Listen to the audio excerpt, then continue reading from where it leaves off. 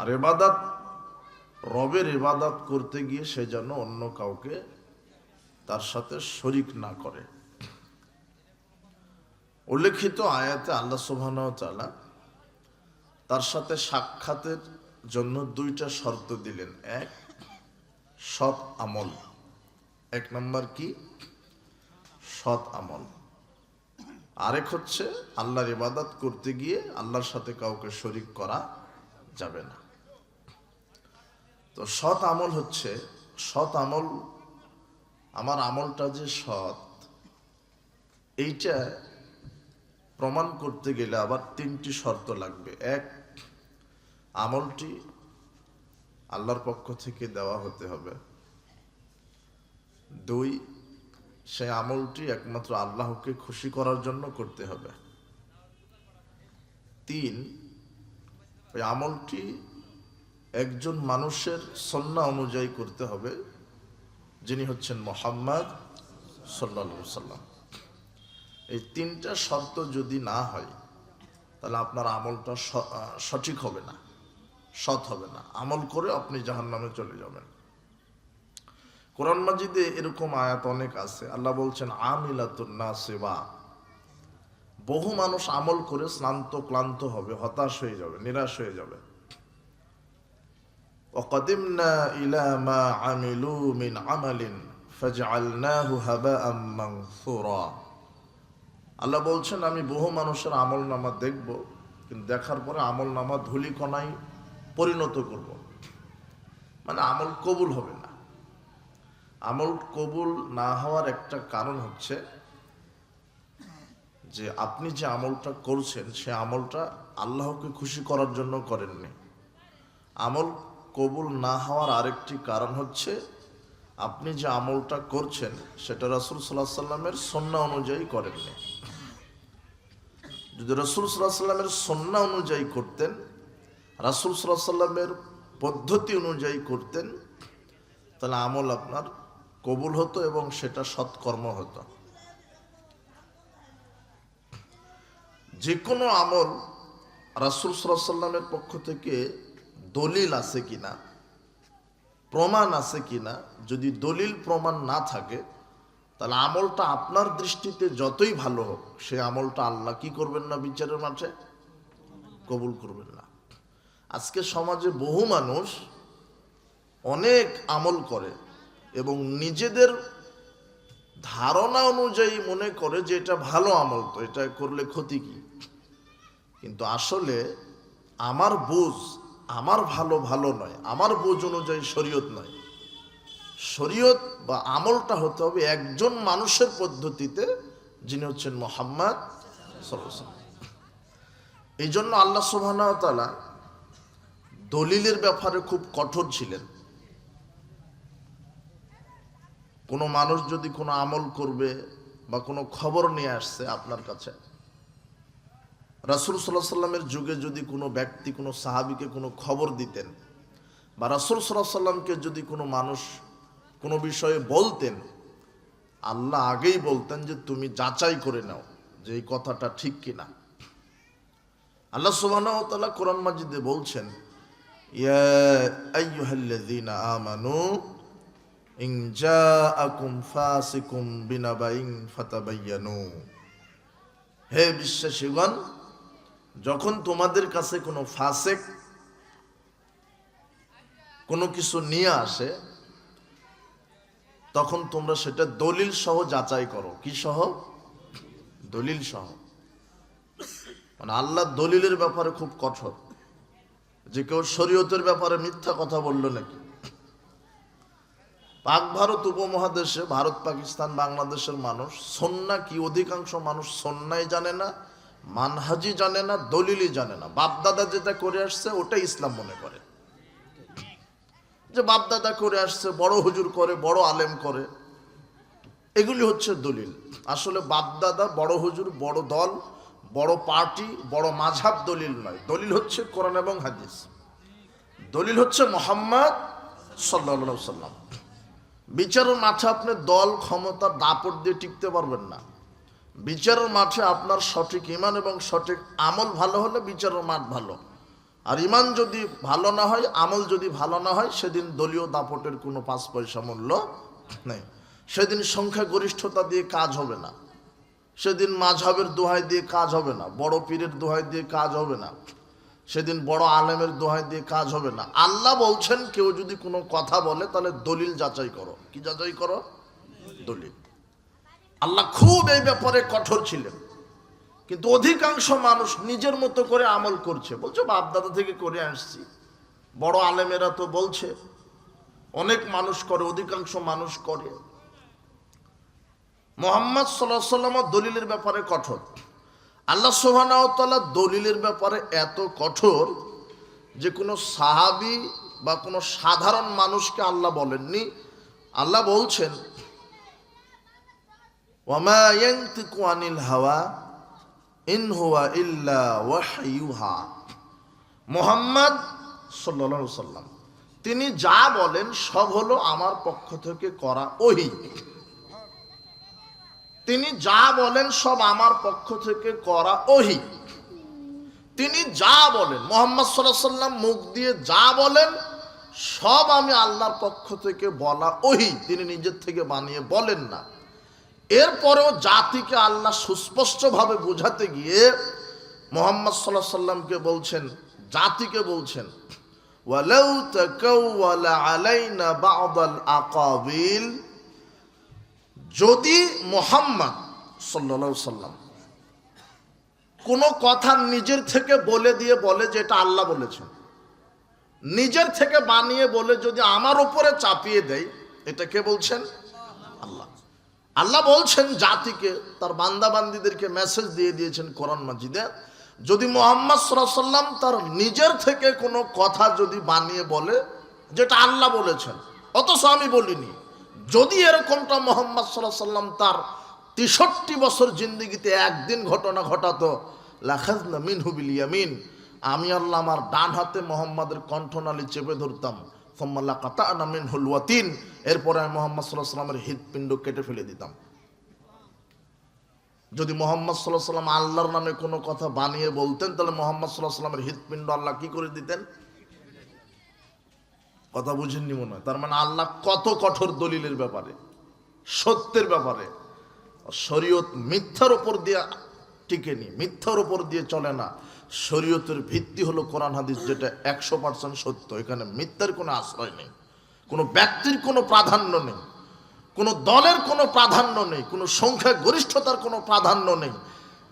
এমনকি মুহাম্মদ সাল্লাল্লাহু আলাইহি ওয়াসাল্লামের শরীয়তে অন্য কোনো নবীকে প্রাধান্য দেওয়া হয়নি, একজন নবীকে প্রাধান্য দেওয়া হয়েছে যার নাম মুহাম্মদ সাল্লাল্লাহু আলাইহি ওয়াসাল্লাম।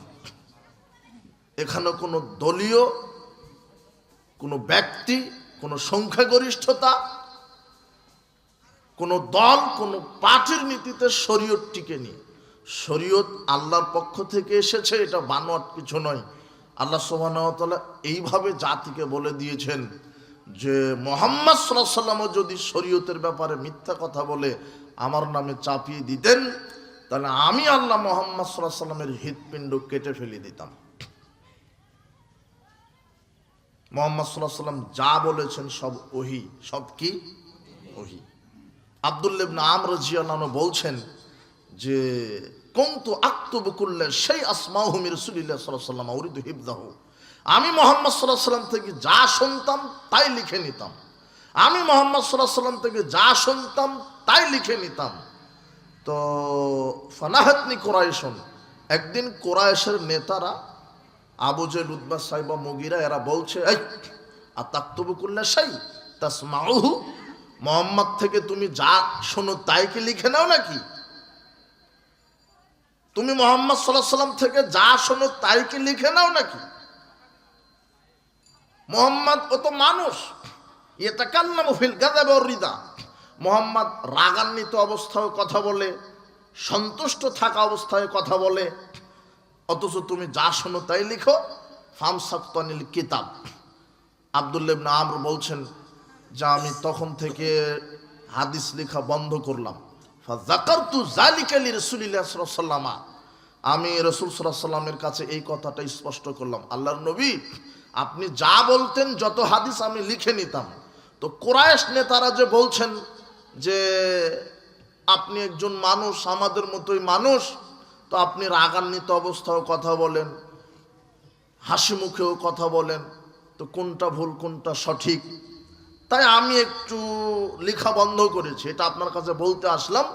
কোরাইশ নেতারা আমাকে এইভাবে বললেন, তো আমি কি করব? তখন মোহাম্মদ সাল্লাল্লাহু আলাইহি ওয়াসাল্লাম বলছেন, ওয়াল্লাযী নাফসি বিয়াদিহি, শোনো, মুখের দিকে আঙুল দিয়ে ভাবে বলছেন, আব্দুল্লাহ ইবনে আমর, শোনো, ওয়াল্লাযী নাফসি বিয়াদিহি, সে আল্লাহর কসম করে বলছি, উক্তুব, তুমি লিখতে থাকো, মা ইয়াখরুজু মিনুল হক, আমি মুহাম্মদ সাল্লাল্লাহু আলাইহি ওয়াসাল্লামের মুখ থেকে সত্য ছাড়া কিছুই বের হয় না।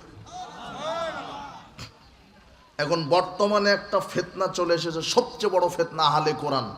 এই হারামখোররা বলছে যে শুধু কোরআন মানলেই হবে, হাদিস মানতে হবে না। কেন? হাদিস অনেক পরে এসেছে। একেবারে টোটালি প্রতারণা। এই আহলে কোরআনকে রাষ্ট্রীয়ভাবে কাদিয়ানীদের সাথে কাফের ঘোষণা করতে হবে। এদেরকে, এরাও কাফের। যে বলবে যে শুধু কোরআন মানলেই হবে, এই স্পষ্ট কাফের, একেবারে খাঁটি কাফের। উলাইকা হুমুল কাফিরুনা হাক্কা। শুধু কোরআন মানলেই হবে এই কথা বললে তো কাফের। আল্লাহ কোরআনে বলছেন, ইয়াকুলুনা নুমিনু বিবাদ ওয়া নাকফুরু বিবাদ। আল্লাহ বলছেন, যারা বলবে যে কোরআনের কিছু মানবো, হাদিসের কিছু মানবো, শুধু যদি এই কথা বলে, শুধু বলে যে আমরা অর্ধেক জীবনে ইসলাম মানবো, অর্ধেক মানবো না, আল্লাহ বলছেন শুধু এই কথাটাই যদি বলে, তাহলে ওরাই হলো অরিজিনাল কাফের।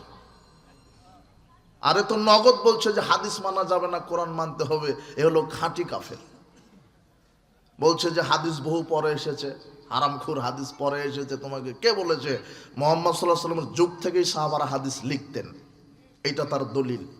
আবু দাউদের 3646 নম্বর হাদিস, সাহাবীরা মুহাম্মদ সাল্লাল্লাহু আলাইহি ওয়াসাল্লামের যুগ থেকে হাদিস লিখতেন, হাদিস পরে আসেনি। তুমি পরে এসেছো, তুমি আগাছা, তুমি শরীয়তের ইসলামের দুশমন, নবীর দুশমন। তুমি যদি বলো যে কোরআনই মানতে হবে, হাদিস মানতে হবে না, তুমি স্পষ্ট কুফরি করেছো, তুমি কাফের। বর্তমান কাদিয়ানি তো কাফের, এই আহলে কোরআন এরাও কাফের, আর বর্তমানে বাংলাদেশে যারা বাউল ফাউল আছে এরাও অরিজিনাল কাফের। যত বাউল গোষ্ঠী আছে এরা কাফের। লালন শাহ কাফের, লালনের অনুসারী 14 গোষ্ঠী কাফের। এটা রাষ্ট্রীয়ভাবে বলে দিতে হবে। লালন মতবাদী, কুফরি মতবাদ। ও বলছে যে পাগল মন, মন রে গুরু ভজনা, গুরু বিনে মুক্তি পাবে না, গুরু নামে আছে সুদা, যিনি গুরু তিনিই খোদা। মানে লালনের মতবাদ পীরই হলো আল্লাহ। তাহলে যে পীরকে গুরু বলে, খোদা বলে, ওকে মুসলমান, হলো কাফের। এই জন্য বাংলাদেশ আগামীতে যে নেতৃত্ব দিবে সংসদ থেকে, আমাদের দাবি যে বলবে যে কাদিয়ানি কাফের, আহলে কোরআন কাফের, বাউল সম্প্রদায় কাফের। এটা এদেশের মুসলমানের নেতা নেত্রী ইমানের দাবি। হাদিস আগে থেকেই লেখা আছে, আপনার জ্ঞানের অভাব। মুহাম্মদ সাল্লাল্লাহু আলাইহি ওয়াসাল্লামের ইত্তেবা, অনুসরণ ছাড়া শরীয়তের ব্যাখ্যা করা যাবে না।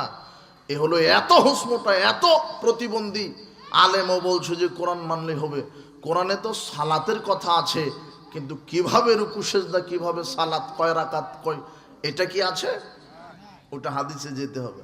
কোরআনে সিয়ামের কথা আছে, কোরআনে হজের কথা আছে, কোথায় থেকে ইহরাম, কোথায় তওয়াফ, কোথায় সাই, কোথায় মাথা মুন্ডন, কয় তারিখে কুরবানি, এগুলি কি লেখা আছে?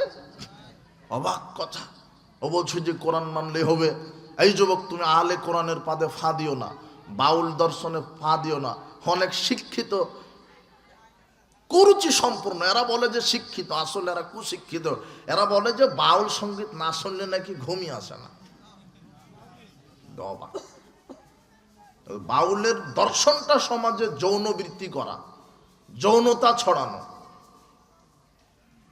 বাউলের নীতি হচ্ছে সমাজে যৌনতা সরানো। আর বাউল, অনেকে বলছে যে বাউল শব্দ আসছে ওই বাতুন থেকে।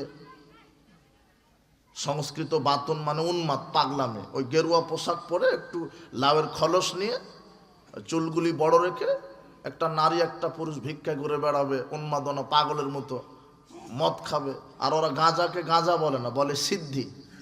এই সিদ্ধি খাওয়া হালাল, মদ খাওয়া হারাম। কত শয়তান সিদ্ধি।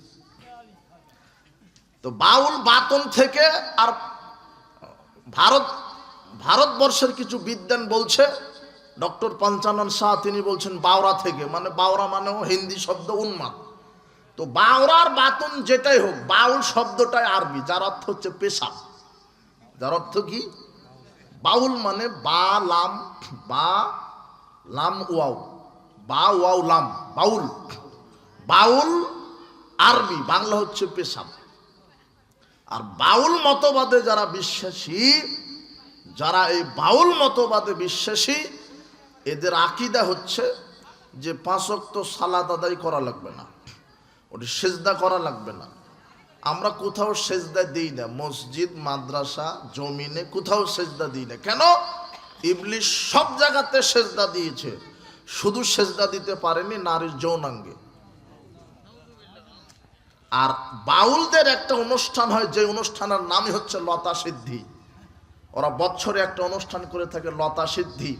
আর বাউলদের কাছে লতা মানে নারীর যৌনাঙ্গ, আর সিদ্ধি মানে ওই গাঁজা খাবে।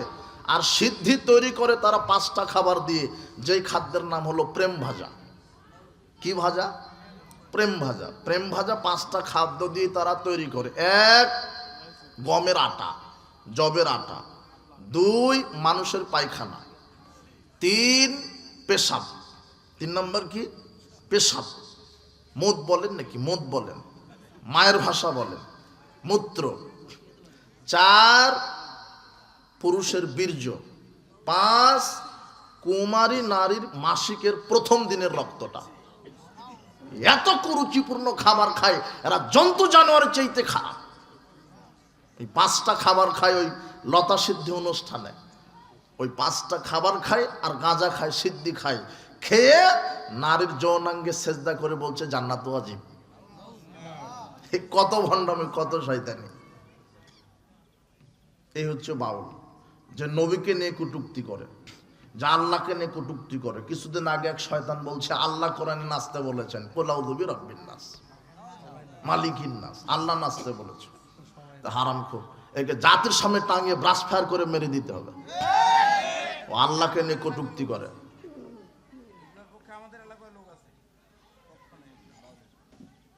এই জন্য এদের আকীদায় ভ্রষ্টতা, স্পষ্ট কাফের। এরা আল্লাহকে নিয়ে কটূক্তি করেছে। আবার বলছে যে আল্লাহ কোরআন মাজিদে এক মুখে কয় কথা বলে। এইভাবে যদি শরীয়ত ব্যাখ্যা করে, আর তোমার এই দাড়ি টুপি নিয়ে যে রাজনীতিতে নেমেছে, এ চুপ করে আছে কেন? বিশ্বাস করেন, ওর ইমানের দাবি থাকা উচিত। মাত্র কয়েকটা ভোটার লোভে হক কথা বলা বন্ধ করেছে। এই কথা, হক কথা বলা বন্ধ করেছে মিডিয়ার সামনে। আশ্চর্য কথা, ও বলতে পারে না, তোমার নেতা বলতে পারে না জাতির সামনে। বাউল কুফরি মতবাদ, কাদিয়ানি কাফের, আহলে কোরআন কাফের, এটা বলতে পারে না।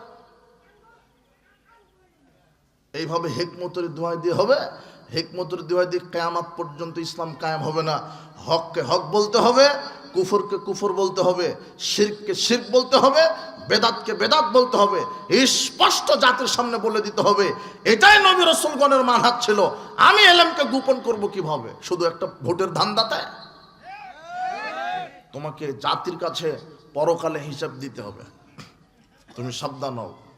উপস্থিত বৈঠকের মুসলিম দিনী ভাই বোন, ওই হাদিসটা বোঝাতে গিয়ে এখানে বললাম, আল্লাহর নবী 1450 বছর পূর্বেই কথা বলে গেছেন। কি?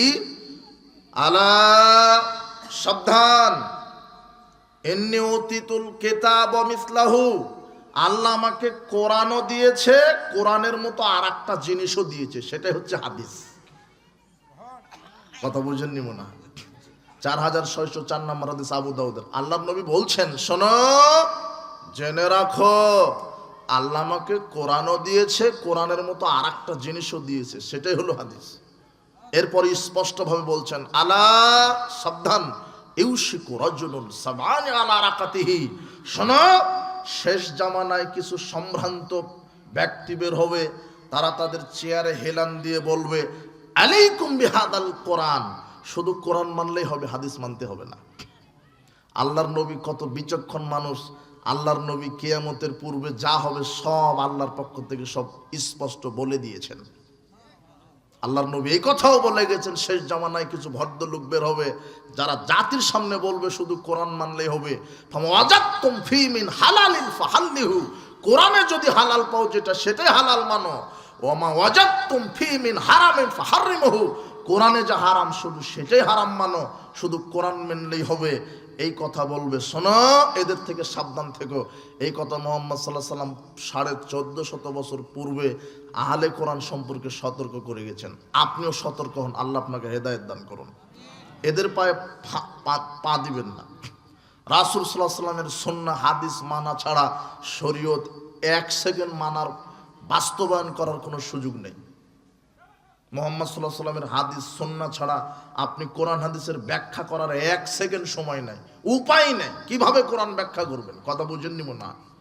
এখানে সালাতের কথা আছে, কিভাবে রুকু, কিভাবে সেজদা, কয় রাকাত, এটা কোথায় আছে? হাদিস। ওখানে হজের কথা আছে, কোথায় থেকে ইহরাম, আপনার মিনাতে কি কাজ, মুজদালিফায় কি কাজ, আরাফাতে কি কাজ, সাফা মারওয়াতে কি কাজ, মাকামে ইব্রাহিমে কি কাজ, ওটা কি কোরআনে আছে? তা হাদিস ছাড়া আপনি কিভাবে হজ করবেন? তার মানে যারা বলছে শুধু কোরআন মানতে হবে, হাদিস মানতে হবে না, এরা হলো ইন্টারন্যাশনাল প্রতারক, চিটার বাটপাড়েরা। এদের পায়ে আপনি পা দিবেন না, সাবধান। এই যুবক, তুমি আহলে কোরআন দ্বারা প্রভাবিত হচ্ছে, আল্লাহ তোমাকে হেদায়েত দান করুন। আর একটা শয়তানি বের হয়েছে, হিজবুত তাওহীদ, এ আরো নগদ শয়তান। ও বলছে যে আমরা তাওহীদের দল, সব চিটার বাটপাড়। এরা শরীয়তকে বিকৃত করেছে, নারী পুরুষ একাকার হয়ে এরা দাড়িকে নিয়ে টিটকারি করছে যে কোরআনে দাড়ি নাই, তা আমরা দাড়ি রাখি না। আরামখুর, দাড়ি রাখা ফরজ। এই যুবক বলো তো কি? দাড়ি রাখা ফরজ। ওয়াফিরুল লিহা, আল্লাহর নবী বলছেন দাড়ি ছেড়ে দাও, দাড়ি ছেড়ে দাও। এই আহলে কোরআন, এই বাউল ফাউল, কাদিয়ানি আর হিজবুত তাওহীদ, এদের পায়ে তুমি ফা দিও না। এরা কিন্তু মিডিয়াতে চমকপ্রদ কথা বলে। হিজবুত তাওহীদ এমন কথা বলে যে তুমি যে কোনো সময়তে তাদের দলে মোটিভেটেড হয়ে যাবে, কিন্তু ভিতরে একেবারে নবীর আদর্শ নেই এদের ভিতরে। এরা উগ্র, খুব চমকপ্রদ কথা এদের শুনতে পাবে তুমি, কিন্তু এদের মানহাজ, এদের আকীদা ঠিক নেই। এদের পায়ে পড়ো না। মুহাম্মদ সাল্লাল্লাহু আলাইহি ওয়াসাল্লাম থেকে এখান থেকে নিয়ে কিয়ামত পর্যন্ত একটা দল হকের উপরে আছে, থাকবে ইনশাআল্লাহ। তার নাম হচ্ছে আহলুল হাদিস, তার নাম হচ্ছে সালাফি, তার নাম হচ্ছে আহলে সুন্নাহ ওয়াল জামা। আল্লাহ, আমি ইহুদি খ্রিস্টান হিন্দুদের সামনে মুসলমান, আর মুশরিক আর বেদাতীদের সামনে আমি একজন সালাফি আহলুল হাদিস। মনে থাকবে না? এখন চিটারি বাটপারি কথা আছে যে আহলে হাদিস পরিচয় দেওয়া যাবে না, বলতে হবে মুসলমান। এই কাদিয়ানেরও তো মুসলমান পরিচয় দেয়, তুমি কি কাদিয়ানি মুসলমান? যারা মাজারে সেজদা করে ওরাও তো মুসলমান পরিচয় দেয়, যারা শিয়া রাফেজি ওরাও তো মুসলমান পরিচয় দেয়। তুমি কোন মুসলমান? তার মানে আমি হিন্দুর সামনে মুসলমান, বেদাতীদের সামনে আমি হলাম আহলুল হাদিস। আহলে হাদিস শব্দটা একটা জিহাদের নাম।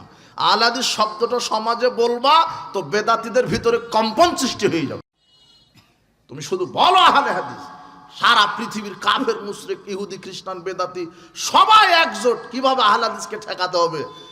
ফেরাউন ডুবে মারা গেছে, মুসা আলাইহিস সালামের বিজয় হয়েছে। তুমি যদি আহলে হাদিসকে নিভাই দিতে চাও, তুমি নিভে যাবে ইনশাআল্লাহ। কয়টা মসজিদ ভাঙবা, কয়টা মাদ্রাসা ভাঙবা? আহলে হাদিস হলো আতরের ডিব্বার মতো, যত ঠোকা দিবে তত সুগন্ধি ছড়িয়ে যাবে পৃথিবীতে। তুমি কি করবা? তুমি আহলে হাদিসের বিরোধিতা করে তুমি কি করবা? মাওলানা আকরাম খাঁ বলেছিলেন, এই আকরাম খাঁর বুকে রাইফেল দিয়ে যতটা রক্তকণা ঝরবে বিশ্বের দরবারে, ততটা মাওলানা আকরাম খাঁ তৈরি হবে। এই যুবক, মুহাম্মদ সাল্লাল্লাহু আলাইহি ওয়াসাল্লাম আদর্শ ছাড়া অন্য কোনো আদর্শ পৃথিবীতে নেই, তুমি এটা মেনে রাখো। বলছিলাম যে দলিল আর আহলে হাদিসদের জনসংখ্যা নেই, অর্থ নেই, শক্তি নেই, তবে আহলে হাদিসদের কোরআন সুন্নাহর দলিলের জোর আছে। আলহামদুলিল্লাহ, এরা দলিল দিয়ে টিকে আছে, এরা দলিলের উপরে টিকে আছে। আহলে হাদিসদের কোনো একটা আমল কোরআন সুন্নাহর বাহিরে নেই, চ্যালেঞ্জ। আর তোমার যত আমল কোরআন হাদিসে তো নাই, অধিকাংশ অমুক আলেম করেছে, অমুক ফকি করেছে, তাই আমরা করি। তুমি এত অন্ধ, তুমি বলছো যে রাফালাইদাইন করার হাদিসে আছে, এটা আমরা বিশ্বাস করি। জোরে আমিন বলার হাদিসে আছে, বিশ্বাস করি। হাত বাঁধার হাদিসে আছে বুকের উপরে, এটা আমরা মানি। পায়ের সাথে পা লাগানোর হাদিসে আছে, এটা আমরা মানি। কিন্তু আমরা আমল করি না কেন? এটা আমাদের মাযহাবে নাই। তাই যদি অবাক মাযহাব তোমার দেখি, তুমি তো এটা অরিজিনাল বলদ দেখছি।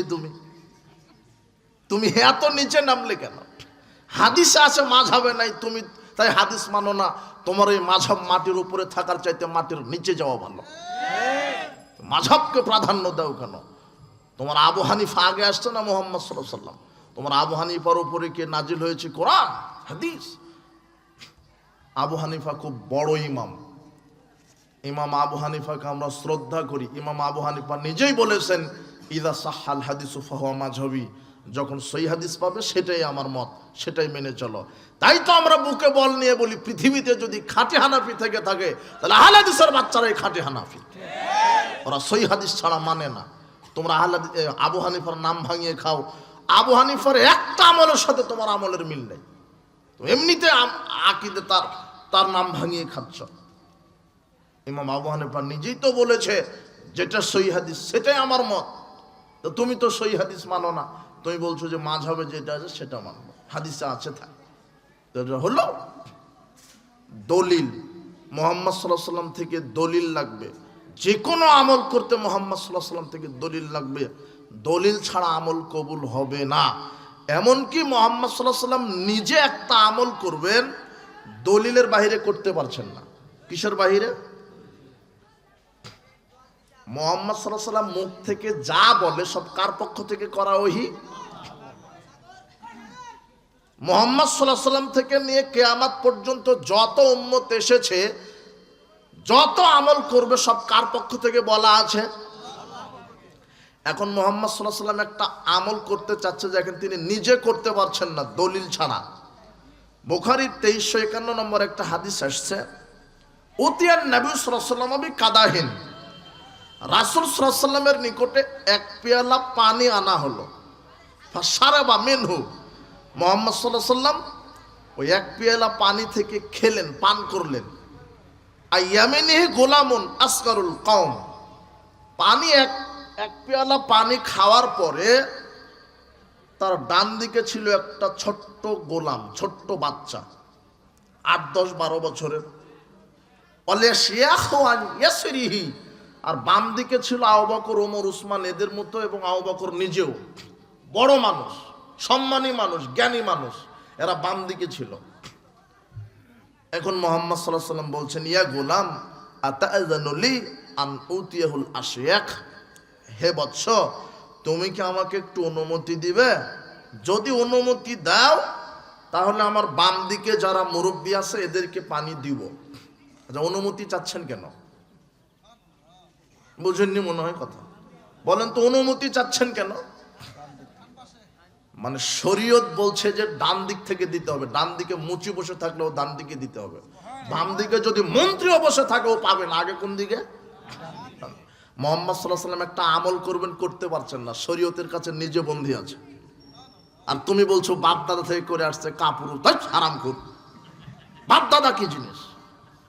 বাপ দাদা কি মুহাম্মদ সাল্লাল্লাহু আলাইহি ওয়াসাল্লাম নিজে শরীয়তের কাছে যেমনি, আর তুমি বাপ দাদা বড় পীরের গোলামি করছো কেন?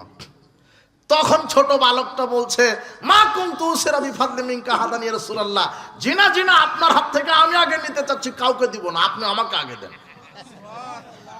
তখন মুহাম্মদ, ঠিক আছে তুমি তো পাবে, শরীয়ত এটাই বলছে, তাকেই দিল। মুহাম্মদ সাল্লাল্লাহু আলাইহি ওয়াসাল্লামের নিজের ক্ষমতা হয়নি যে আগে বাম দিকে দিবে, কেন শরীয়ত বলছে আগে কোন দিকে।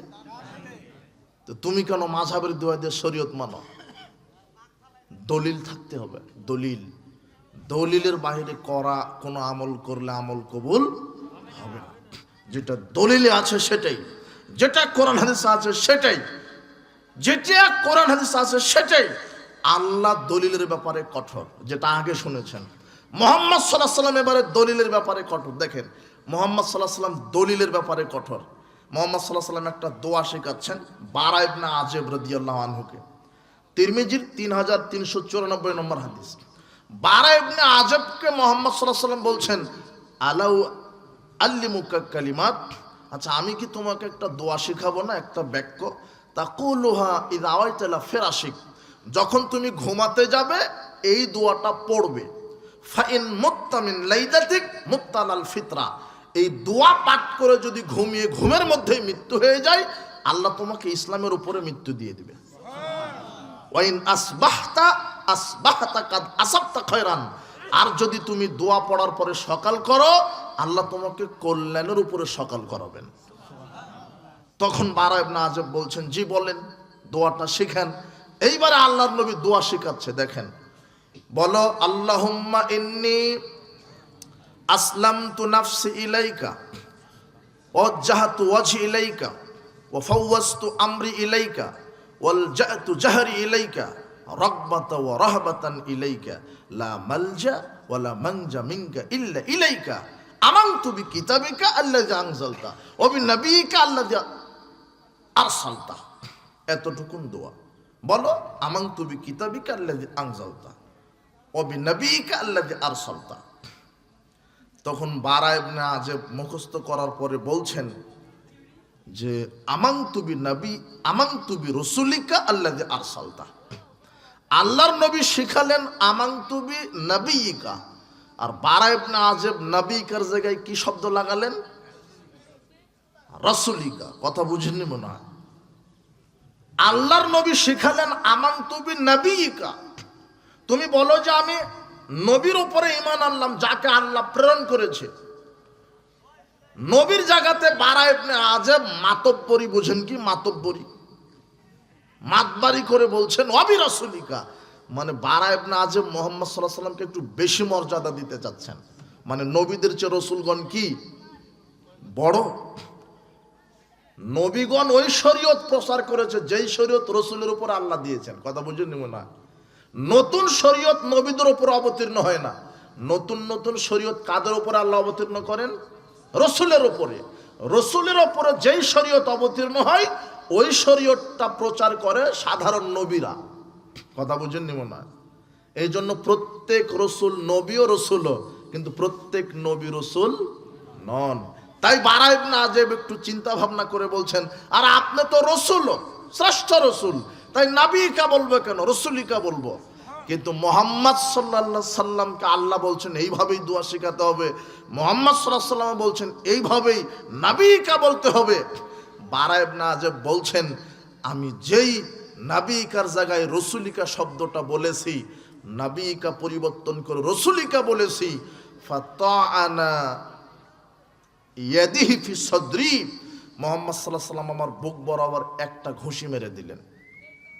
কয়টা ঘুষি? দয়ার নবী, কিন্তু ওই সময় তার দয়া নাই, কেন শরীয়ত চেঞ্জ করে ফেলেছে আবু জার। বারা ইবনে আজব একেবারে ঘুষি, বলো বিনাবিকা, আমি নাবিকা বলতে বলেছি, তুমি শরীয়ত পরিবর্তন করার কে? তাহলে শুধু নাবিকের জায়গায় যদি রসুলিকা এই শব্দটা পরিবর্তন করতে যদি এক ঘুষি খায়, এদেশের হাফেজ বলছে সাদাকাল্লাহুল আজিম, যেটা নবীরই বলা নয়, ওই কয় ঘুষি খাবে? এদেশের আলেম ওজুর দোয়া তৈরি করেছে, বলছে বিসমিল্লাহির রহমানির রহিম, আল ইসলামু হাক্কুন আল কুফরু বাতিলুন আল ঈমানু নূরুন আল কুফরু যুলমাতুন। ও কয় ঘুষি খাবে? আল্লাহর নবী বলছেন ওজুর শুরুতে শুধু বিসমিল্লাহ, বলো তো কি? আর আশরাফ আলী থানভী বলছে না, বিসমিল্লাহ নয়, আমি নতুন নবী, আমি যেটা দোয়া করবো সেটাই।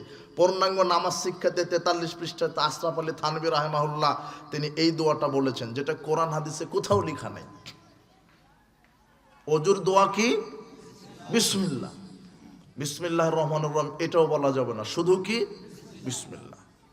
এদেশের হুজুর যায় নামাজের দোয়া তৈরি করে ফেলেছে, সালাতের নিয়ত তৈরি করে ফেলেছে, নাওয়াইতু নুসাল্লি লিল্লাহি তাআলা ফি যুরি আরবা আসরা রাকা ফিল আসরে আরবা রাকা। অথচ সালাতের নিয়ত আরবিতে যারা তৈরি করেছে, এই আরবি দোয়াটা পৃথিবীর কোনো হাদিসের কিতাবে আরবিতে লেখাই হয়নি এখনো। সহিহ জয়ীফ না, একটা জাল হাদিসও লেখা হয়নি। কথা বুঝেননি মনে হয়? তোমার হুজুর বলছে যে মহিলা হাত বাঁধবে নাভির উপরে, বুকের উপরে, পুরুষ বাঁধবে নাভির নিচে, হলো আরাক চিটার। ও নারী পুরুষের সালাতকে আলাদা করে দিয়েছে। কোন কিতাবে আপনি পাবেন না যে আল্লাহর নবী বলছেন পুরুষ নাভির নিচে আর মহিলা বুকের উপরে, বাঁধতে হলে সবাই বুকের উপরে। কোথায়? সবাই বুকের উপরে। হাদিসই লেখা হয়নি। কত যে ভ্রান্ত আমল সমাজে চালু আছে, তাহলে এই হুজুররা কয়টা খুশি খাবে? বেহিসাব বেহিসাব খাবে। কত শরীয়তকে পরিবর্তন করা হয়েছে, একটা শব্দটা পরিবর্তন করেছে এক ঘুষি। কি মনেই করে না সুন্নাহ কি, রাসূলের ইত্তেবা কি। সাহাবায়ে কেরাম কঠোর ভূমিকায় ছিলেন। আল্লাহ দলিলের ব্যাপারে কঠোর। কে? এরপরে মুহাম্মদ সাল্লাল্লাহু আলাইহি সাল্লাম নিজে, এরপরে সাহাবীরা। দেখেন তো, সাহাবীরা রাসূল সাল্লাল্লাহু আলাইহি সাল্লামের সুন্নাতের উল্টা কেউ যদি কোনো কিছু করতেন, সঙ্গে সঙ্গে বাধা দিতেন। দেখেন, আপনাকে দেখাই। মারর ইবনে মাসউদ বিইমরাতিন, আব্দুল্লাহ ইবনে মাসউদ একটা মহিলার পাশ দিয়ে যাচ্ছিলেন। মাহা তাসবিহুন তুসাব্বিহু বিহি, মহিলাটি তাসবিহ দানা দিয়ে তাসবিহ পড়ছিল ওই সময়। কি দিয়ে? আব্দুল্লাহ ইবনে মাসউদ একটা মহিলার পাশ দিয়ে যাচ্ছিলেন। ওই সময়তে মহিলা কি দ্বারা তাসবিহ পড়ছিল? তাসবিহ দানা দিয়ে। ফাকাতাহা ওয়ালকাহু, ফাকাতাহু আলকাহু। আব্দুল্লাহ ইবনে মাসউদ মহিলার নিকট থেকে তাসবিহ দানাটা কেড়ে নিয়ে ছুঁড়ে ফেলে দিলেন। মাররা বিরাজুলিন, সামনে গেলেন, দেখেন আর একটা পুরুষ মানুষ, এইবারে পুরুষ ব্যক্তি, ইউসাব্বিহু বিহাসা, পুরুষ ব্যক্তিটা পাথর, কঙ্কর দিয়ে তাসবিহ পাঠ করছে। কঙ্কর দিয়ে, সুবহানাল্লাহ সুবহানাল্লাহ, কঙ্কর দিয়ে গনে গনে। ফাদারাবাহু বিরিজলিহি, আব্দুল্লাহ ইবনে মাসউদ এবারে পা দিয়ে পুরুষকে লাথি মারলেন। কি মারলেন? পুরুষদের লাথি দিয়ে বলছেন, লাকাদ গালিবতুম, তোমরা কি বিজয়ী হলে? রাকিবতুম জুলমাতান বিদআতান জুলমান, তোমরা কি বেদাতের উপরে অগ্রগামী হয়েছো, অন্ধকার বেদাতে অগ্রগামী হয়েছো। লাকাদ গালিবতুম আসহাবা মুহাম্মাদিন সাল্লাল্লাহু আলাইহি ওয়াসাল্লাম ইলমান, মুহাম্মদ সাল্লাল্লাহু আলাইহি ওয়াসাল্লামের সাহাবী হিসেবে তোমরা কি জ্ঞানের দিকে অগ্রাধিকার পেয়েছো? তোমরা কি সাহাবী না? আমি সাহাবী। আমি জানি মুহাম্মদ সাল্লাল্লাহু আলাইহি ওয়াসাল্লাম কিভাবে তাসবিহ পাঠ করেছে। তিনি ডান হাতের আঙ্গুলে তাসবিহ পাঠ করেছে, তিনি ডান হাতের আঙ্গুলে তাসবিহ পাঠ করেছে, তিনি তসবিহ দানা দিয়ে তাসবিহ পাঠ করেননি।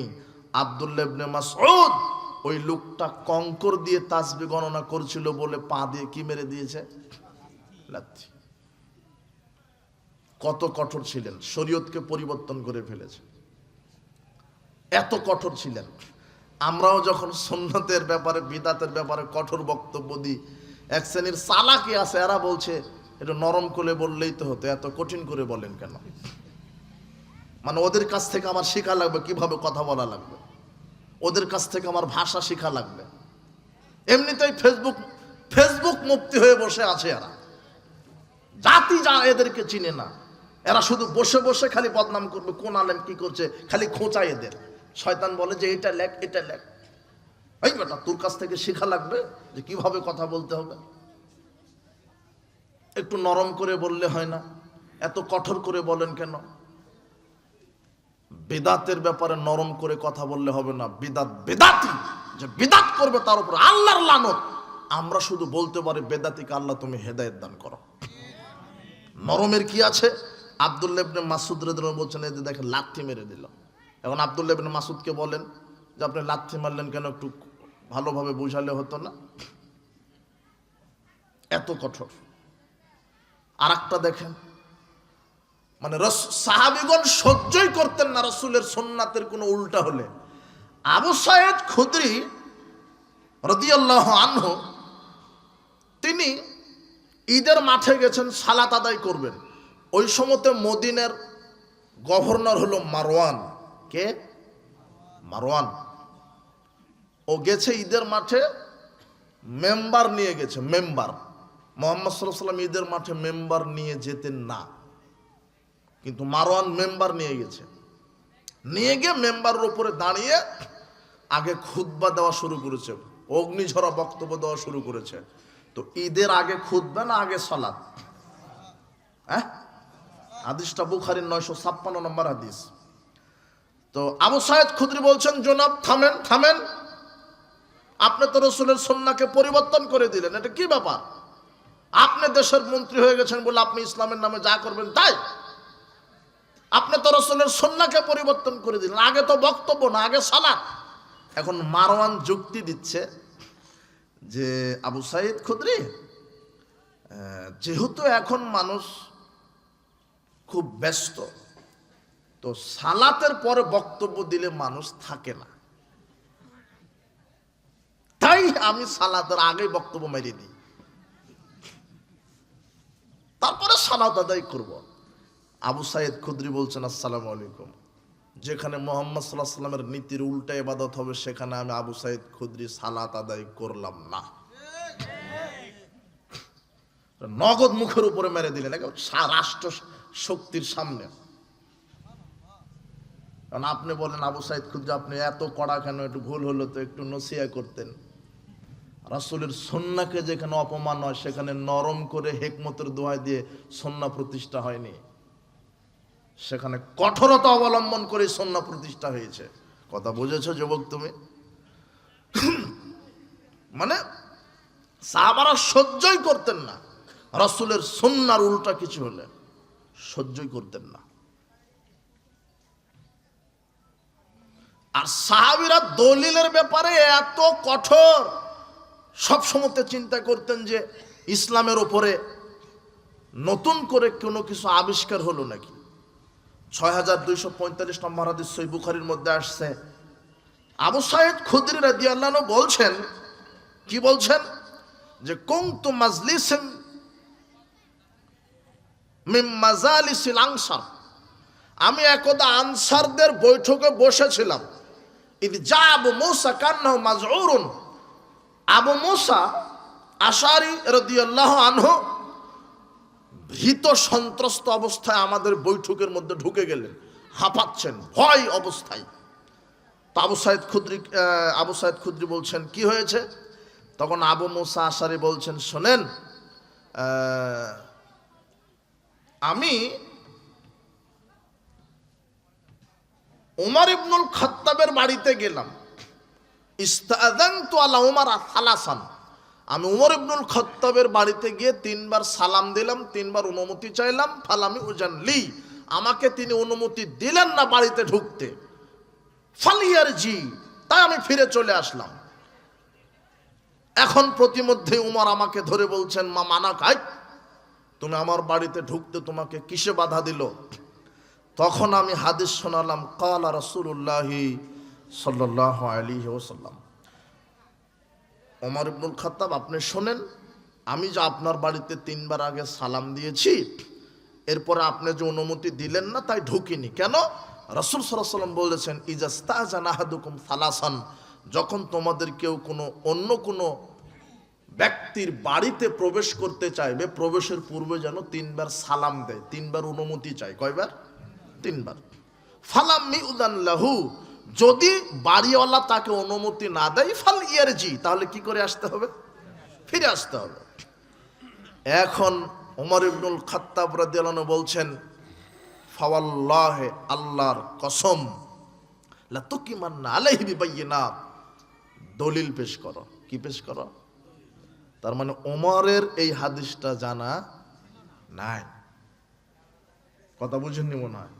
ওমর মানে বুঝেন কি, অর্ধ পৃথিবীর খলিফা, ওই সময় তো সবচেয়ে জ্ঞানী মানুষ, তারপরে এই হাদিসটা কি নাই।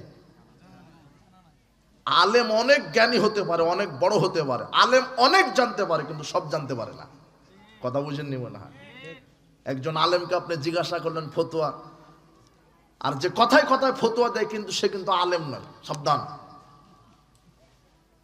একজন আলেমকে জিজ্ঞাসা করলেন, আলেম যদি বলে যে না এটা আমার জানা নাই, তখন ফট করে 3rd ক্লাস মার্কার লোক বলছে যে কেমন আলেম, জানে না। কথা বুঝেননি মনে হয়? তুমি তো পেশাব করতেই শিখোনি, তুমি আলেমের বিরুদ্ধে কথা বলো কেন? একজন আলেম অনেক কিছু জানতে পারে কিন্তু সব জানতে পারে না, এটা হলো তার দলিল। ওমর ইবনুল খাত্তাব অনেক জ্ঞানী, তবু এই হাদিসটা তার জানা যেহেতু জানে না তাই বলছে শরীয়ত কি নতুন ভাবে তুমি তৈরি করলে নাকি, তোকে না লাগবে বাইয়ে না, দলিল পেশ করো। মুসান্নাফ ইবনে আবি শাইবার মধ্যে আসছে, আবু মুসা আশারীকে বলছেন ওমর দলিল যদি পেশ করতে না পারো তরবারি দিয়ে তোমার পিঠ চিরে ফেলে দেব, হুমকি। মানে নতুন করে কেউ বেদাত ঢুকালো নাকি, এটা উমারের ভয়। কথা বোঝেননি মনে হয়। এই জন্যই আবু মুসা আশারী খুব ভয়ে আছে, উমার বলে কথা, মুখে যা বলবে কর্মে সেটাই করবে, তাই তিনি ভয়ে ওই বৈঠকে এসে বলছেন তোমরা এই দলিল থাকলে উমরকে বলো, তাড়াতাড়ি বলো, না হলে আমার জীবন নিয়ে টানাটানি। দেখেন দলিলের ব্যাপারে কত কঠোর, কথা বুঝেননি মনে হয়।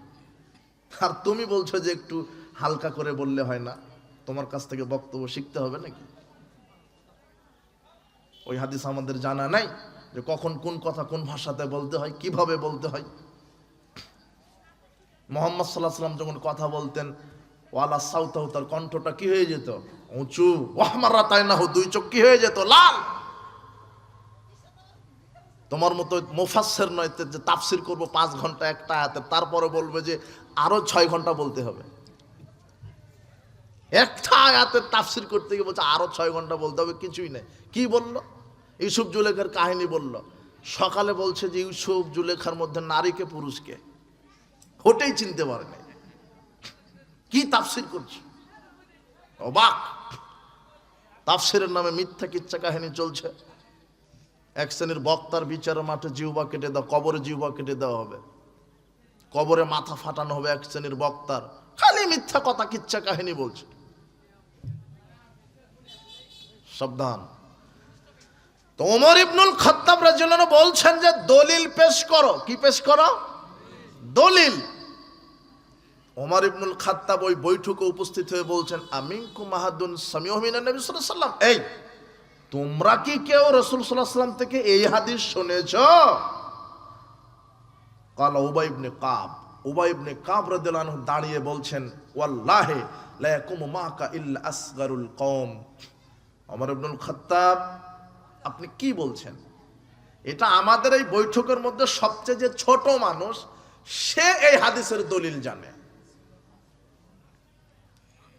কুনতু আসগারাল কওম। আবু সাঈদ খুদরি বলছেন আমি সাহাবীদের মধ্যে সবচেয়ে ছোট সাহাবী, আমি দাঁড়িয়ে গেলাম। ফাউখবিরতু আন উমারা আন্না নবী সাল্লাল্লাহু আলাইহি ওয়াসাল্লাম কালা যালিক। দাঁড়িয়ে আমি বললাম জনাব মুহাম্মদ সাল্লাল্লাহু আলাইহি ওয়াসাল্লাম এই কথা বলেছেন যে কারো বাড়িতে গিয়ে 3 বার অনুমতি না নিলে ফেরেশতা আসতে হবে। দলিল পেয়ে গেল। কথা বুঝেননি মনে হয়। তার মানে সাহাবীগণ কোন একটা আমল করতেন না কি ছাড়া? দলিল ছাড়া। সাহাবীগণ বেদাতের বিরুদ্ধে এত কঠোর। আর একটা দেখায় আপনাকে, আর একটা, আপনি অবাক হবেন। কিভাবে? এই উমারের ছেলে আব্দুল্লাহ ইবনে উমার, আব্দুল্লাহ ইবনে উমার যখন বৃদ্ধ বয়স হয়ে গেছিলেন তখন অন্ধ হয়ে গিয়েছিলেন। কি হয়ে গিয়েছিলেন? অন্ধ। তো আব্দুল্লাহ ইবনে উমারের প্রধান একজন শিষ্য ছাত্র ছিল যার নাম হচ্ছে মুজাহিদ রাহিমাহুল্লাহ। মুজাহিদ রাহিমাহুল্লাহ তিনি বলছেন কুনতু মা ইবনে উমার, আমি আব্দুল্লাহ ইবনে উমারের সাথে মসজিদে গেলাম। ফাসাওয়াবা রাজুলুন ফি যুহর ওয়াল আসর, যোহর অথবা আসরের সালাত হবে, এখন মনে পড়ছে না। তবে আব্দুল্লাহ ইবনে উমারের সাথে আমি কোনো একটা মসজিদে গেলাম, গিয়ে আসর অথবা জোহরের সালাতে তো যাওয়ার পরে দেখি মুয়াজ্জিন সাহেব আজান দেওয়ার কয়েক মিনিট পরে আবার চিল্লাতে লাগছেন তাড়াতাড়ি আপনারা চলে আসেন, জামাতের সময় হয়ে যাচ্ছে। আজানের পরে আবার এইভাবে চিল্লাচ্ছেন। কথা বুঝেননি মনে হয়। তখন আব্দুল্লাহ ইবনে উমর বলছেন উখরুজনি, আমাকে এখান থেকে বাহির করো, ফাইন্না হাযিহি বিদআ। আজানের পরে আবার মানুষকে এইভাবে ডাকাডাকি করা কি? বিদআত। 538 নম্বর হাদিস, আবু দাউদের হাদিস। তার মানে সেই কালে সাহাবীগণ কোনো বেদাতি আমল হলে সরাসরি বাধা দিতেন। বাধা কেমন দেখেন, উখরুজনি, আমাকে এই মসজিদ থেকে এখনই বাহির করে নিয়ে যাও, যেই মসজিদে বেদাত হয় সেই মসজিদে সালাত আমি আদায় করব না। এটা আবু দাউদের 538 নম্বর হাদিস। লোকটা বের হয়ে চলে গেলেন। এখন তুমি বলবা এত কঠোর হলে কি হয়, সালাদটা পড়লেই কি হতো, তারটা তো সালাত হয়েই যেত। কথা বুঝুনি মনে হয় তুমি। এই কঠোরতার পিছনে এটাই তার বুঝ, যে জাতি যেন জানে যে যেখানে রসুলের নীতির উল্টো হয় সেখানে আমল চলে না। আজকে ঈদের মাঠে মাওলানা সাহেব আসার পূর্বেই অগ্নিঝরা বক্তব্য দিচ্ছে আর একজন খতিব, বলছে যার মাত্র 10 মিনিট বাকি আছে ঈদের জামাতের। কথা বুঝেননি না? ঈদের সালাতের পূর্বে কোনো কথা চলবে না, তাকবীর শুধু পাঠ করবেন, বলছে মনে মনে জিকির করবেন, মুখে কোনো আজান নাই। যেই সালাতের পূর্বে আজানই নাই সেখানে বক্তব্য কি করে চলে? বুঝেননি মনে হয় কথা। আপনি মসজিদের মাইকে বলছেন কেন অমুক ব্যক্তির ছাগল হারিয়ে গেছে, মসজিদের মাইকে বলছেন কেন? আজানের পরে আবার লোকদেরকে ডাকাডাকি করা কি বিদআত। এত কঠোর সাহাবীরা, এত কঠোর। রাসূল সাল্লাল্লাহু আলাইহি ওয়াসাল্লাম নীতির উল্টা হলে সাহাবীরা সেটাকে প্রশ্রয় দেননি। আর দুইটা কঠোরতা দেখা আপনাকে, কত কঠোরতা নেবেন সাহাবীদের ব্যাপারে। রাসূল সাল্লাল্লাহু আলাইহি ওয়াসাল্লামের সুন্নাহকে তারা এত প্রাধান্য দিতেন, রাসূল সাল্লাল্লাহু আলাইহি ওয়াসাল্লামের কথাকে তারা এত প্রাধান্য দিতেন। দেখেন সহিহ মুসলিমের 442 নম্বর হাদিস, মিশকাতে আসছে 1084 নম্বর হাদিস। এখানেও ওই মুজাহিদ রাহমাহুল্লাহ থেকে বর্ণিত আব্দুল্লাহ ইবনে ওমর একটা হাদিস বলছেন, তার সঙ্গী সাথীদের সামনে হাদিস বলছেন সামনে, যে শোনো, লা ইয়ামনা আন্না রাজুলুন আহলাহু আয়াতুল মাসাজিদ। রাসূল সাল্লাল্লাহু আলাইহি ওয়াসাল্লাম বলেছেন কেউ যেন তাদের স্ত্রীদেরকে মসজিদে যেতে বাধা না দেয়। কারো যদি স্ত্রী মসজিদে গিয়ে 5 ওয়াক্ত সালাত আদায় করতে চায় তাহলে স্ত্রীকে কি দেওয়া যাবে না? বাধা দেওয়া যাবে না। এই হাদিসটা বুখারীতেও আসছে 873 নম্বর হাদিস। ইজাস্তাজানাত ইমরাতু আহাদিকুম, যখন তোমাদের কাছে তোমাদের স্ত্রীরা মসজিদে গিয়ে সালাত আদায়ের জন্য অনুমতি চাই, ফালা ইয়ামনাহা, তাকে তোমরা কি দিও না? বাধা দিও না। বুখারীর হাদিস। তো এই হাদিসটাই আব্দুল্লাহ ইবনে ওমর শোনাচ্ছে। ফাকালা ইবনুন আব্দুল্লাহ ইবনে ওমর, আব্দুল্লাহ ইবনে ওমরের ছেলে নাম হচ্ছে বেলাল। কি নাম? বেলাল। আব্দুল্লাহ ইবনে ওমরের নিজের ছেলে, নিজের বীর্য থেকে তৈরি, নিজের স্ত্রীর পেট থেকে হওয়া নিজের ছেলে বেলাল। আব্দুল্লাহ ইবনে ওমর যখন বলছেন যে রাসূল সাল্লাল্লাহু আলাইহি ওয়াসাল্লাম বলেছেন মসজিদে নারীদেরকে যেতে বাধা দিও না, আব্দুল্লাহ ইবনে ওমরের ছেলে বলছেন ফা ইন্না নামনাউহুন্না, অবশ্যই আমরা নারীদেরকে মসজিদে যেতে বাধা দিব। কেননা এখন ফিতনার যুগ। একটা ওজোর পেশ করলেন, একটা যুক্তি দিলেন, আমরা বাধা দিব। তখন আব্দুল্লাহ ইবনে ওমর তার ছেলেকে বলছেন কি, ও হাদিসুকান রাসূলুল্লাহ সাল্লাল্লাহু আলাইহি ওয়াসাল্লাম, আমি তোমাকে এখনই রাসূলের হাদিস শোনালাম, আমি তোমাকে এখনই রাসূলের হাদিস শোনালাম, আর তুমি বলছো বাধা দিবে। ফামা কাল্লামাহু আব্দুল্লাহ হাত্তা মাতা, আব্দুল্লাহ ইবনে ওমর তার নিজের ছেলের সাথে সেই দিন থেকে মরা পর্যন্ত কথা বলেননি। আত্মীয়তার সাথে সম্পর্ক ছিন্ন করেন তাহলে জাহান্নাম, কিন্তু যেখানে রসুলকে অপমান করবে, আপনার বাপ যদি অপমান করে তবুও বাপের সাথে সম্পর্ক ত্যাগ করতে হবে। মুহাম্মদ সাল্লাল্লাহু আলাইহি ওয়াসাল্লামকে নিয়ে যদি কটূক্তি করে, মুহাম্মদ সাল্লাল্লাহু আলাইহি ওয়াসাল্লামের হাদিসকে নিয়ে যদি কটূক্তি করে, রাসূলের সুন্নাহকে নিয়ে যদি কেউ ব্যঙ্গ করে, সে যদি বাপ হয় তবুও তাকে কবর দিতে হবে। না, বুঝেননি মনে হয় কথা। শরীয়ত কি এমনিতেই চলে নাকি? শরীয়ত দলিলের উপরে চলে। মাযহাব দিয়ে, পীর দিয়ে, ওলি দিয়ে, নেতা দিয়ে, দল দিয়ে শরীয়ত চলে না। শরীয়ত চলে মুহাম্মদ সাল্লাল্লাহু আলাইহি ওয়াসাল্লামের সুন্নাহ দিয়ে। এই যে দেখেন আব্দুল্লাহ ইবনে ওমর বলছেন যে আমি তোমার সাথে মরা পর্যন্ত, কথাই বলেনি, শুধু রসুলের ওই হাদিসটাকে যুক্তি দিয়েছে তাই। কথা বুঝেননি মনে হয় আমার কথা। এরপর আরেকটা দেখাই, ইবনে মাজার 17 নম্বর হাদিস। আব্দুল্লাহ ইবনে মুগাফফাল রাদিয়াল্লাহু আনহু আর তার নিজের ভাতিজা, রক্তের নিজের ভাতিজা পাশে বসে আছে। তো ভাতিজা 12-14 বছরের ছেলে হবে, 15 বছরের ছেলে হবে। ভাতিজা ছোট মানুষ, ছোট্ট একটা কঙ্কর দিয়ে শিকারি ধরার চেষ্টা করছে, মানে কঙ্কর দিয়ে ওই পাখিকে ধরে গোস্ত খাবে। আব্দুল্লাহ ইবনে মুগাফফাল বলছে, শোনো, আন্না রাসূলুল্লাহ সাল্লাল্লাহু আলাইহি ওয়াসাল্লাম নাহা আনহা, রাসূল সাল্লাল্লাহু আলাইহি ওয়াসাল্লাম ছোট্ট কঙ্কর দিয়ে শিকার ধরতে নিষেধ করেছে। কেন? ছোট্ট কঙ্কর যদি তুমি শিকারকে মারো, সে মরবেও না, হয় তার চোখে লেগে চোখ কানা হবে, না হলে পায়ে লেগে পা নষ্ট হয়ে যাবে, তুমি ধরতেও পারবে না, উড়ে চলে যাবে, পরে সে চোখে দেখতে পারবে না, পায়ে হাঁটতে পারবে না। কথা বুঝেননি মনে হয়? মারলে বড়টা দিয়ে মারো, যাতে করে একবারে ওখানে কাত হয়ে যায়, তুমি ধরে নিয়ে আসতে পারো। কথা বুঝেননি? ছোট্ট কঙ্কর দিয়ে মারতে আল্লাহর নবী কি করেছে? নিষেধ করেছে। এই হাদিসটা শোনালেন তার ভাতিজাকে, বয়স 15 বছর। শুনিয়ে এইদিকে একটা কাজ করছেন আব্দুল্লাহ ইবনে মুগাফফাল, ভাতিজা আবার আর একটা মেরে দিয়েছে, ছোট্ট একটা কঙ্কর আর একটা মেরেছে। তখন আব্দুল্লাহ ইবনে মুগাফফাল বলছেন, ও হাদিসুকা আন্না রাসূলুল্লাহ সাল্লাল্লাহু আলাইহি ওয়াসাল্লাম নাহা আনহা, আমি তোমাকে একটু আগে রসুলের হাদিস শোনালাম, যেটা করতে মুহাম্মদ সাল্লাল্লাহু আলাইহি ওয়াসাল্লাম নিষেধ করেছে, তারপর আবার মারলে লা উকাল্লিমুকা আবাদা, আমি তোমার সাথে মরা পর্যন্ত আর কথা বলবো না। বুঝেননি গুনাহের কথা? এটা হলো কঠোরতা, যাতে করে মুহাম্মদ সাল্লাল্লাহু আলাইহি ওয়াসাল্লাম যা বলেছেন তার বিপরীত যেন কেউ করার ক্ষমতা না দেখায়। কিন্তু আজকে সমাজে মুহাম্মদ সাল্লাল্লাহু আলাইহি ওয়াসাল্লাম যা করতে বলেছেন তা করে না, তার উল্টাটা করে। মুহাম্মদ সাল্লাল্লাহু আলাইহি ওয়াসাল্লাম বলেছেন, কাতারে পায়ের সাথে পা ফাঁক করে, ফাঁকা বন্ধ করে দাঁড়াও। এই প্রতিবন্ধী মুফতি বলছে যে পায়ের সাথে পা মিলিয়ে দাঁড়ালে অপমান করা হবে। কত বড় শয়তান! বাংলাদেশের শতকরা 98টা মসজিদে 4 আঙ্গুল আঘাত ফাঁকা রেখে দাঁড়িয়ে সালাত আদায় করা হয়। ওই হুজুরকে বুঝাবে কে? ও ওই ইবলিশের মতো যুক্তি দিচ্ছে। ইবলিশ বলছে, আমি আদমকে সেজদা করব কেন? আনা খায়রুম মিনহু, আমি তার চেয়ে উত্তম। আরে ভূমিকম্প হলে মাটি ধসে যায়, আদম ধসে যাবে। আর আগুনের বৈশিষ্ট্য একেবারে জ্বালিয়ে উপরে স্ফুলঙ্কি দিয়ে উঠে যাবে, আমি তার চেয়ে উত্তম, আমি তাকে সেজদা দিব কেন? আল্লাহ বলছেন, ফখরুজ মিনহা ফাইন্নাকা রাজিম, বের হয়ে যা, তুই অভিশপ্ত।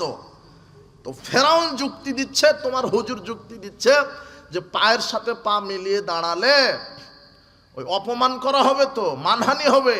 কোথায় মুচির পাটা যদি মন্ত্রীর পায়ের সাথে লাগে, তাহলে মন্ত্রীকে অপমান করা হলো না? ছাত্রর পাটা যদি শিক্ষকের পায়ের সাথে লাগে, অপমান করা হলো না? ও মনে করেছে যে সালাতে মুচি মেথর এমপি মন্ত্রীর পরিচয় আছে। বেকুব, আরামখোর। ওখানে যারা দাঁড়িয়েছে সবাই আল্লাহর চাকর, কেউ মুচি মেথর এমপি মন্ত্রী নাই সেখানে, সবাই আল্লাহর চাকর। সবাইকে ওখানে সালাত আদায় করতে হবে আল্লাহর বিধানে। কার বিধানে?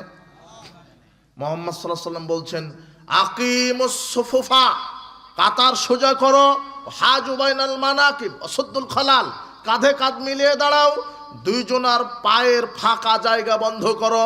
মুহাম্মদ সাল্লাল্লাহু আলাইহি ওয়াসাল্লাম ফাঁকা জায়গা কি করতে বলেছেন? ওয়ালা তাজারু ফুরুজাতিল লিশ-শাইতান, শয়তানের জন্য ফাঁকা রেখো না। আল্লাহর নবী বলছেন, ওয়াল্লাহি ইন্নী লারা শাইতান ইয়াদখুলু মিন খালালিস সাফকানাল হাদাব, আমি মুহাম্মদ সাল্লাল্লাহু আলাইহি ওয়াসাল্লাম দেখছি, আল্লাহর কসম করে বলছি, যখন তোমরা ফাঁকা রেখে সালাতে দাঁড়াও, ওই ফাঁকা জায়গাতে শয়তান বসে থাকে। কে বসে থাকে? তো এদেশের মুকাল্লিদরা জানে না এই হাদিস, এই জন্য আমার বলা আছে, ওরা হলো টেরা কানা মুফতি। ওরা মাঝহাবের চশমা পড়ে আছে। হাদিস আছে কিন্তু মাঝহাবে নাই, তাই মানবো না। একেবারে নগদ টাটকা বলদেরা, এই বলদের বাচ্চা বলো, নগদ। তুমি আবার আমাকে ফতোয়া মেরে দিবে, এত কঠিন করে বলছো কেন? কঠিন করেই তোমাকে বলবো, আল্লাহ তোমাকে হেদায়েত দান করুন। যেখানে মুহাম্মদ সাল্লাল্লাহু আলাইহি ওয়াসাল্লাম বলছেন ফাঁকা বন্ধ করে দাঁড়াতে হবে, তোমার হুজুর যুক্তি দিল কেন যে পায়ের সাথে পা মিলালে অপমান হবে? কয় লাইন তুমি পড়েছো, কি জানো তুমি? তুমি শরীয়ত কবে ব্যাখ্যা করো? আল্লাহর নবী বলেছেন, মান সাদ্দা ফুরজাতান ফি সাফ রাফাউল্লাহু বিহা দারাজাতান, যে পায়ের সাথে পা মিলিয়ে দাঁড়াবে আল্লাহ তার মর্যাদা বাড়িয়ে দিবেন। আর তুমি বলছো যে মানহানি হবে।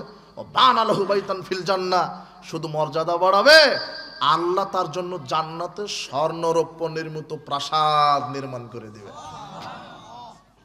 তোমার এই হাদিস জানতে হবে না, তুমি অযথা সমাজে ফিতনা বাঁধাও।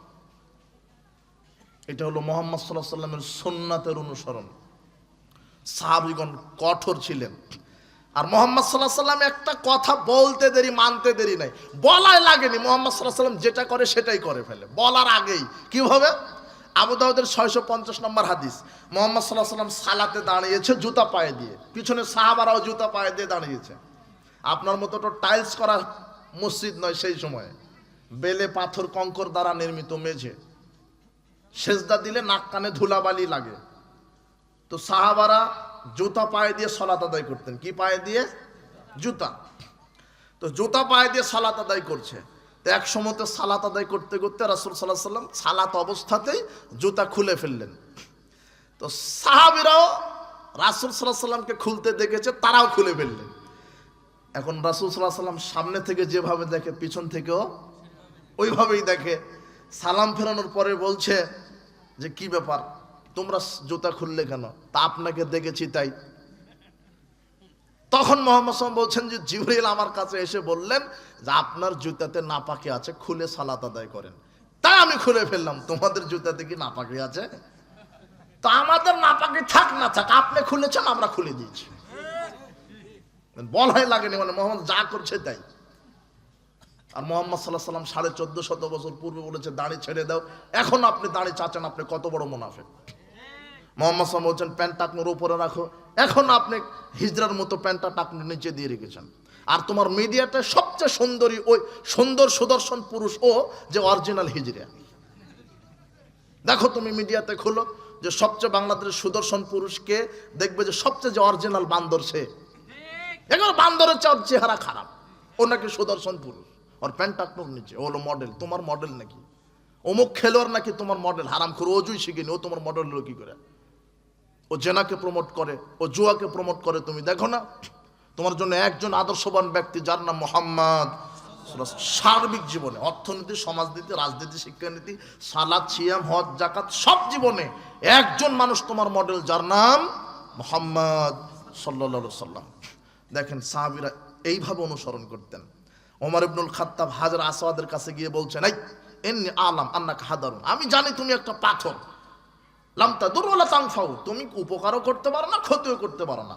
লাউলা আন্নী রাআইতুন নবী সাল্লাল্লাহু আলাইহি ওয়াসাল্লাম ইয়াকাব্বিলুক মা কাব্বালতুক, আমি যদি রাসূল সাল্লাল্লাহু আলাইহি ওয়াসাল্লামকে তোমাকে চুমা দিতে না দেখতাম, তাহলে আমিও চুমা দিতাম না। এই যে অনুসরণ কে দিয়েছে? মুহাম্মদ সাল্লাল্লাহু আলাইহি ওয়াসাল্লাম। তাই তারা দিয়েছে। রাসূলের অনুসরণ তারা কিভাবে করতেন আপনাকেও করতে হবে। আপনি 20 বছর ধরে শুনছেন সুদ হারাম, তাও সুদ খান। আপনি 20 বছর ধরে শুনছেন বিড়ি সিগারেট জর্দাগুল হারাম, তাও আপনি খান। আপনি কত বড় মুনাফিক। শুধু ডাক্তার বলেছে গরুর গোশত খাওয়া যাবে না, খেলেই মারা যাবেন, আর খায় না। আর আল্লাহ বলেছেন সুদ খাওয়া যাবে না, সেটাই খায়। ও কত বড় ছাগল, কত বড় মুনাফিক।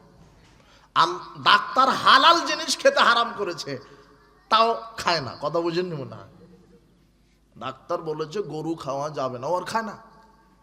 আর আল্লাহ বলছেন সুদ খাওয়া যাবে না, ওটা খায়। ও মুনাফিক না? আনাস রাদিয়াল্লাহু আনহু বলছেন, বুখারীর 2464 নম্বর হাদিস, আমি আবু তালহার বাড়িতে মদ গ্লাসে ঢেলে দিচ্ছি সবাইকে, সব সাহাবীরা ছিল, আমি ঢেলে দিচ্ছি, সবাই খাচ্ছে। এমন সময় একজন আগন্তুক এসে বলছেন, শোনো, আল্লাহর নবী ঘোষণা দিয়েছেন আজ থেকে মদ হারাম। শুনতে দেরি, যারা হাতে ছিল ঢেলে দিয়েছে, যারা মুখে ছিল কুলি করে দিয়েছে, যারা খেয়েছিল তারা আঙুল ঢুকে বমন করে দিয়েছে। শুধু শুনতে দেরি। কথা বুঝেননি মনে হয়? আর আপনি 20 বছর ধরে শুনছেন বিড়ি সিগারেট জর্দাগুল হারাম, তাও খান। আপনি ইতর শ্রেণীর মানুষ, আপনি একটা পাক্কা মুনাফিক একটা। যদি ঈমান থাকতো তাহলে আপনি যেদিন শুনেছেন বিড়ি সিগারেট জর্দাগুল হারাম, সেদিন আপনি বাদ দিতেন। আপনি মুনাফিকই আছে আপনার ভিতরে। এইবার আর একটা হাদিস দেখেন তো, 4199 নম্বর হাদিস। আপনার ইমানের দাবি কতটুকুন আর সাহাবীদের ইমানের পাওয়ার কতটুকুন।